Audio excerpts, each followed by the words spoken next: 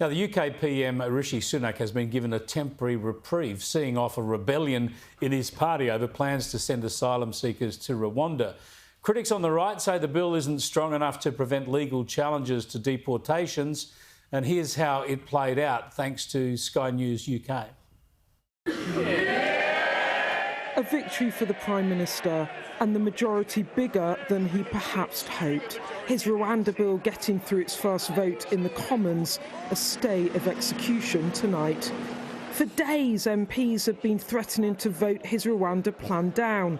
Instead, 37 of his own MPs chose to abstain. As one leading rebel put it to me tonight, this bill's been allowed to live another day, but without amendments, it will be killed next month.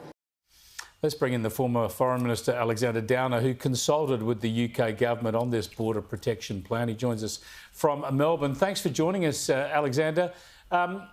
Just give us your thoughts. There's so many echoes of Australian border policy here, but Rishi Sunak's got a lot of trouble with on the Conservative flank. People don't think the laws are tough enough, but is a bigger problem moderates who don't like this tough border position? I mean, Rishi Sunak is saying the sorts of things that John Howard said, that we will decide who comes into Britain and who doesn't. Yes, I mean, it is basically a photocopy of the Australian policy, and Rishi Sunak and the government in the UK have been convinced by our arguments, which is that if you destroy the business model of the people smugglers, then people won't pay them, in their case, to come to the UK, because they'll end up in Rwanda. So, yeah, the problem is it's not so much with the moderates, really, although so-called moderates are the left wing of the Conservative Party. It's with the right wing who want the legislation toughened up. But in any case, this was the second reading of the bill that has gone through the House of Commons. You don't have to worry about the detail of that. The bill will have to come back to the House of Commons in January, and the right of the Conservative Party will move some amendments. My guess is that the government will have its own amendments, which will be supported by the right of the Conservative Party, and they will get through. But there's one big dilemma. Amendments have to be agreed to not just by the British government and the House of Commons, but by the Rwandan government. Right. So that is a constraint on what the British government can do, what's acceptable to the Rwandans.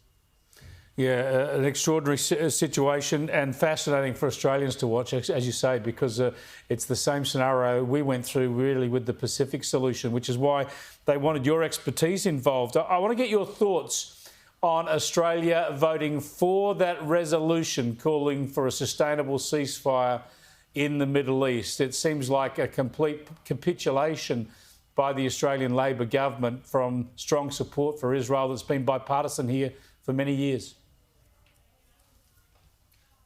As a former foreign minister, I was both surprised and very disappointed, deeply disappointed that Australia should have supported a ceasefire. This is the language that Hamas wants adopted, because from Hamas's point of view, it survives another day with a ceasefire. It is able to rebuild during the ceasefire, and it is able to launch fresh attacks on Israel. Let's understand two things. First of all, the ceasefire was ended by Hamas on the 7th of October. The second thing to understand is you will never have peace in the Middle East for as long as Hamas are able to launch attacks on the Israelis, because they want to destroy Israel and kill the Jewish people. So I would say there should be no ceasefire with Hamas. Hamas has to be destroyed. And when they're destroyed, then good, we can have a ceasefire. But, you know, we demanded during the Second World War unconditional surrender by the evildoers of Nazi Germany and Tojo's Japan. We should be demanding the unconditional surrender by Hamas. If they surrender unconditionally, that's fine. Then the ceasefire will happen.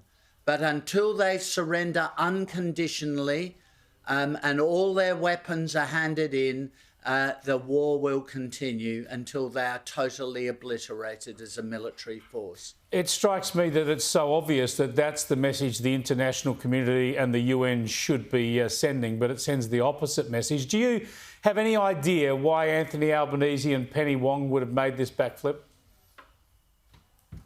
I have no idea. They seem to have negotiated some agreement with the Canadian government, which is a centre-left government, and with the New Zealand government. Well, they've only just come into power, so I mean we can just set them aside as a new government. But with the Canadians, and their position is the wrong position.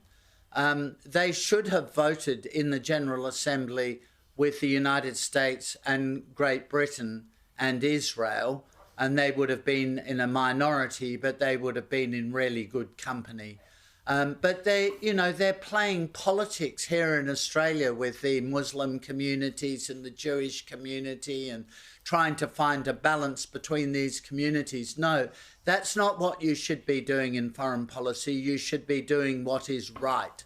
And in this case, what is morally right, which is to destroy Hamas's military force. And the only ceasefire is going to come when they agree to an unconditional surrender. Yeah, well said, Alexander Downer. Thanks so much for joining us. We'll catch up with you again next week. Alexander Downer there.